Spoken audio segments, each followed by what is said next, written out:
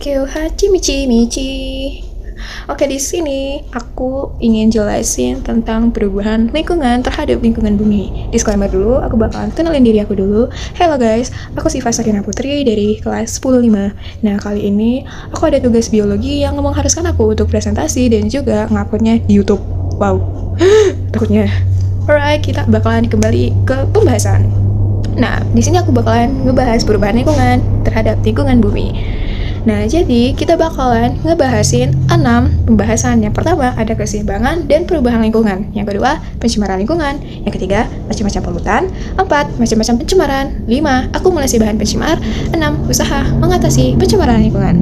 Nah, yang pertama kita akan menjelaskan tentang keseimbangan dan juga perubahan lingkungan. Oke, jadi perubahan lingkungan itu merupakan kemampuan lingkungan untuk mengatasi tekanan dari alam maupun aktivitas manusia dalam menjaga kestabilan kehidupannya. Nah, lingkungan ini bisa terganggu keseimbangannya karena faktor alam dan juga faktor manusia. Lingkungan dikatakan seimbang apabila memiliki daya lenting dan juga daya dukung. Nah, daya lenting itu apa sih? Daya lenting itu adalah kemampuan untuk pulih kembali ke keadaan seimbang. Nah, daya lenting ini bisa dibantu oleh daya dukung yang merupakan kemampuan lingkungan untuk memengaruhi kebutuhan jumlah makhluk hidup agar dapat tumbuh berkembang. Nah, yang kedua, itu ada pencemaran lingkungan yang semakin parah. Ya, dari ke tahun-tahun pencemaran lingkungan ini itu semakin parah banget. Yang dimana pencemaran lingkungan ini merupakan masuknya suatu bahan pencemar ke dalam lingkungan sehingga menyebabkan kualitas lingkungannya menurun. Lingkungan ini dikatakan mencemar jika kadar polutan atau pencemar sudah melebihi ambang batas. Jadi, hal ini dapat menyebabkan kualitas atau daya dukung lingkungan menurun dan kehidupan makhluk hidup pastinya terganggu. Nah, kita akan bahas macam-macam polutan. Jadi, macam-macam polutan itu ada 3. Ada fisik, kimia, dan juga biologi. Jadi, polutan yang bersifat fisik itu merupakan zat atau kondisi fisik yang mencemari lingkungan tanpa melibatkan perubahan reaksi kimia yang kompleks, melainkan melalui kehadiran materi padat atau energi. Mencakup botol plastik, kantong plastik, dan juga kaleng. Bahan-bahan yang sering kita gunakan di kehidupan sehari itu pastinya ada botol plastik, kantong plastik, dan kaleng, yang dimana bahan yang bersifat plastik ini pastinya akan lama banget terurai, hingga 200 tahun. Bener nggak ya? Yang kedua itu ada kimia. Jadi kimia itu adalah zat-zat kimia yang masuk ke lingkungan dalam konsentrasi yang melebihi ambang batas normal. Ya, mencakup logam berat, gas berbahaya, limbah B3. Limbah-limbah rumah tangga yang biasanya kita gunain itu ternyata nyemarin lingkungan, dan juga gas-gas karbon dioksida dan juga monoksida yang biasanya kita temui saat kita mengendarai suatu kendaraan yang pastinya itu mencemari lingkungan juga. Oke, yang ketiga ada biologi. Nah, biologi merupakan mikroorganisme atau makhluk hidup yang kehadirannya di tempat atau jumlah yang tidak tepat dapat menyebabkan penyakit seperti bakteri, virus, dan parasit. Jadi, di biologi ini biasanya kita bakalan ketemu di tempat-tempat yang pastinya udah kecemar seperti banyaknya ada sampah di lingkungan, terus airnya yang kotor, sungai-sungai yang udah kecemar dengan sampah, tinja, terus segala macamnya itu pasti mengandung bakteri jahat, virus, dan juga parasit yang pastinya jika kita terkontaminasi kita juga jadi sakit dan bahkan lebih fatal daripada itu. Alright, yang keempat merupakan macam-macam pencemaran. Oke, di sini ada 4 macam pencemaran yang biasanya kita tahu cuma ada 3, tapi kali ini ada 4. Kita akan bahas. Yang pertama itu pencemaran udara, yang dimana pencemaran udara ini kehadirannya satu atau lebih substansi fisik, kimia, atau biologi di atmosfer dalam jumlah yang dapat membahayakan kesehatan manusia, hewan, dan tumbuhan. Nah, biasanya udara ini itu pasti terkontaminasi dengan gas-gas, yaitu karbon monoksida, nitrogen dioksida, sulfur dioksida, dan juga partikulat. Yang kedua ada pencemaran air. Pencemaran air ini dapat dilihat dalam perubahan keadaan di suatu tempat penampungan air seperti danau, sungai, lautan, dan air tanah akibat aktivitas manusia. Nah, mencakup limbah industri, limbah rumah tangga seperti deterjen, tinja, tumpahan minyak di laut, dan penggunaan pupuk kimia yang berlebihan di pertanian. Yang ketiga ada pencemaran tanah. Pencemaran tanah ini itu terjadi ketika bahan kimia buatan manusia masuk dan mengubah lingkungan tanah alami. Nah, mencakup kebocoran limbah cair atau bahan kimia industri, penggunaan pestisida yang berlebihan, dan pembuangan sampah plastik atau kaleng. Yang keempat, ada pencemaran suara. Well, suara juga dapat mencemar lingkungan ternyata. Jadi pencemaran suara itu adalah gangguan pada lingkungan yang diakibatkan oleh bunyi atau suara yang mengakibatkan ketidaknyamanan makhluk hidup di sekitarnya jika kekuatannya di atas 80 desibel. Nah, biasanya itu mencakup bunyi mesin pabrik, deru mesin pesawat di bandara, suara kendaraan bermotor yang bising, terutama pengguna knalpot brong, dan musik yang terlalu keras. Oke, kita akan bahas lebih dalam tentang pencemaran suara ini. Kok bisa sih suara bisa jadi salah satu macam pencemaran? Nah, kita akan bahas di sini macam-macam kebisingan. Yang pertama ada kebisingan impulsif. Jadi kebisingan impulsif ini tuh dia datang secara tiba-tiba dengan intensitas yang sangat tinggi dan durasinya itu singkat banget, bahkan kurang dari 1 detik. Nah, biasanya suaranya itu tajam, kejut, dan hilang seketika. Nah, biasanya itu kita sering dengar itu adalah ledakan dari ban kendaraan. Nah, itu bikin kaget sebenarnya. Nah, terus di sini juga ada suara tembakan senjata api, ledakan petasan, dan suara pukulan palu yang besar ke logam. Yang kedua ada kebisingan semi-kontinu.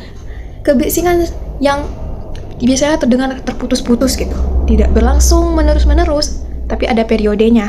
Nah, biasanya itu suaranya itu kayak di lalu lintas kendaraan gitu yang lewat. Terus ada suara pesawat yang mau terbang atau suara gergaji mesin. Kalau lagi potong kayu itu pasti berisik banget. Oke, yang ketiga ada kebisingan impulsif kontinu. Oke, impulsif kontinu ini tuh terjadi berulang kali. Polanya itu tertentu, tapi pukulannya tuh suaranya tuh kayak pukulan pendek yang terjadi berkali-kali secara berurutan. Nah, biasanya itu seperti suara mesin panca, pillar driver saat konstruksi atau suara mesin tempa, hammer mill di suatu pabrik besi. Oke, yang keempat ada kebisingan kontinu. Nah, biasanya ini terjadi secara terus-menerus dalam waktu yang lama banget. Nggak juga lama banget sih. Oke, dalam waktu yang lama dengan fluktuasi intensitas yang sangat kecil. Biasanya tidak lebih dari 5 desibel. Contohnya itu seperti suara mesin generator, kipas angin yang besar atau blower, atau suara mesin pabrik yang beroperasi stabil selama jam kerja. Bising banget pasti. Alright, kita ke 5. Akumulasi bahan pencemar. Jadi akumulasi bahan pencemar ini merupakan proses yang serius di mana zat berbahaya masuk ke dalam ekosistem dan konsentrasinya terus meningkat hingga ke puncak predator. Fenomena ini terbagi jadi dua proses utama yang saling berkaitan, yaitu biomagnifikasi dan bioakumulasi. Kita akan bahas biomagnifikasi. Nah, biasanya ini terjadi pada tingkat rantai makanan. Peningkatan konsentrasi zat pencemar pada setiap tingkat trofik, tingkat makan memakan. Nah, jadi begini contohnya.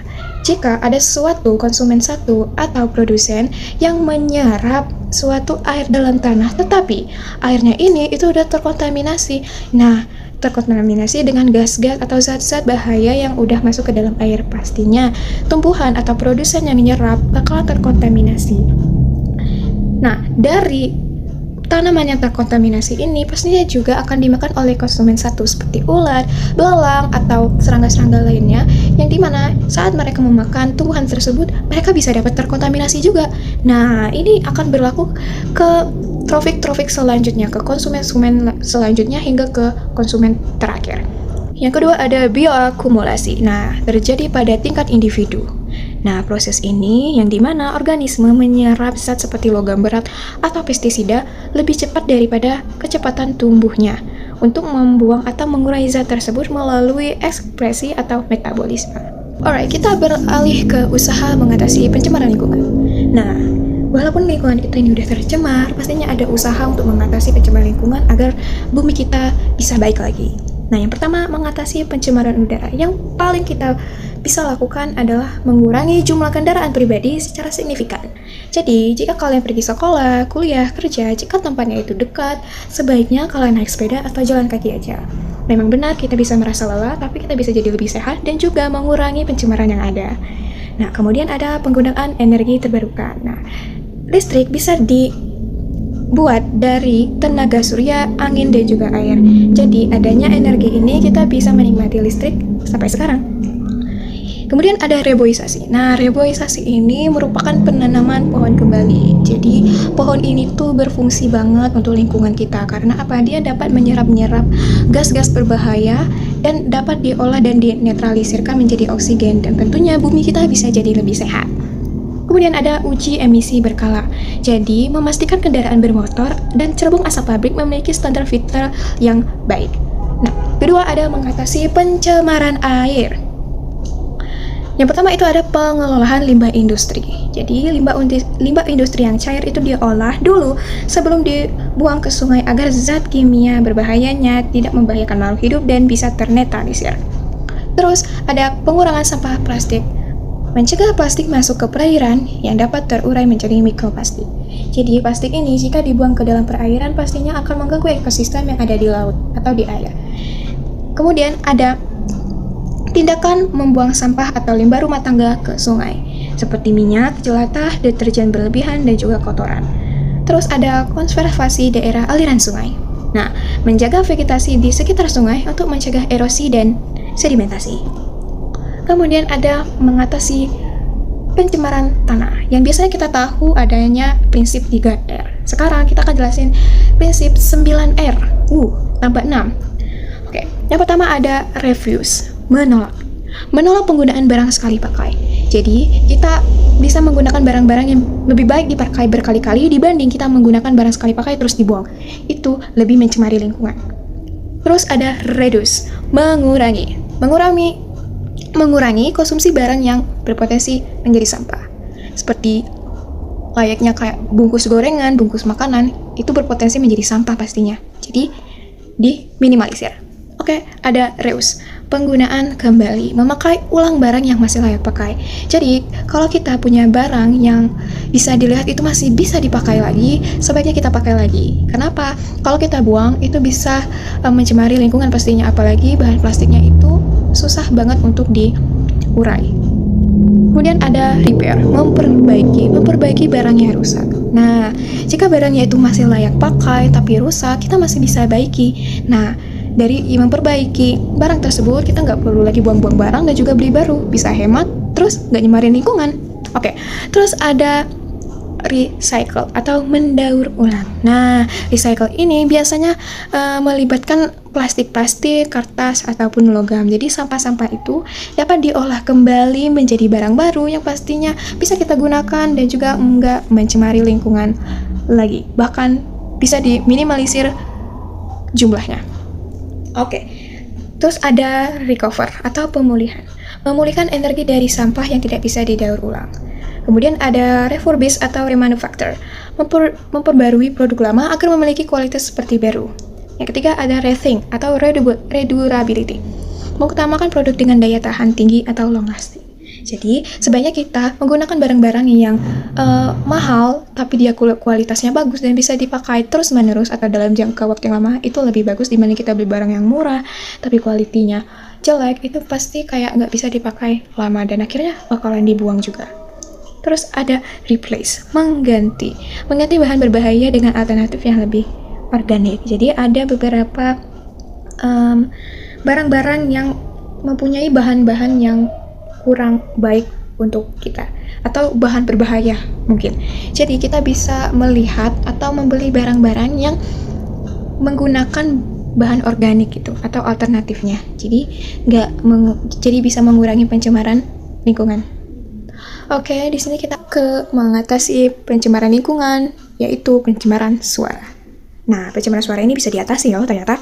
Yang pertama ada pemasangan peredaman suara.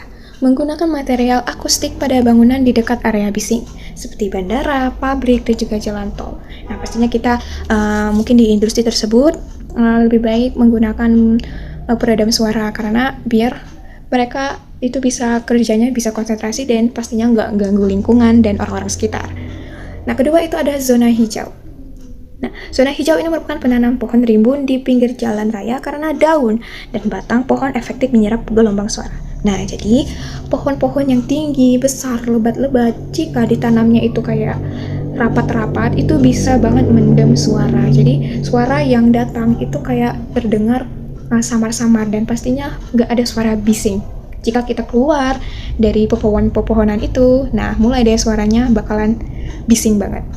Jadi pohon itu berguna banget untuk lingkungan. Oke, ada regulasi penggunaan klakson dan juga knalpot. Menegakkan hukum terhadap penggunaan knalpot brong dan klakson yang tidak semestinya. Jadi sebagai pengendara bermotor diusahakan tidak menggunakan knalpot bro. Karena apa? Selain menghasilkan karbon monoksida yang sangat berlebihan, knalpot bro juga itu dapat mengganggu orang-orang yang ada di sekitar karena bunyi bisinya itu sangat keras. Jadi kita semua yang dengar itu pasti terganggu banget. Oke, ada pengaturan jam operasional. Membatasi aktivitas konstruksi atau industri berat pada malam hari untuk menjaga ketenangan lingkungan hunian. Jadi untuk pekerja industri atau konstruksi sebaiknya memang bagus dilakukan di pagi hari, siang, ataupun sore. Karena apa? Di malam hari para masyarakat pastinya memilih untuk beristirahat dari kerja mereka dan merasa lelah pastinya. Makanya mereka di malam hari lebih memilih untuk beristirahat dengan tenang tanpa ada gangguan sama sekali. Jadi untuk konstruksi dan industri yang berat itu lebih baik dilakukan di pagi, siang, ataupun sore, yang dimana jam-jam tersebut manusia masih beraktivitas dan bisa menerima suara-suara tersebut. Oke, finally we did it. Oke, jadi penjelasan sebelumnya akhirnya kita udah jelasin, walaupun aku agak terbata-bata dikit karena aku nggak biasa jelasin. Oke, jadi di sini thank you banget udah nonton, dan aku sendiri bakalan minta maaf ke kalian kalau misalnya aku ngejelasinnya itu kurang enak, karena ya aku kurang bisa jelasin sih guys sebenarnya. Dan juga video ini buat tujuan untuk tugas biologi aku. Sudah mau nonton, bye bye.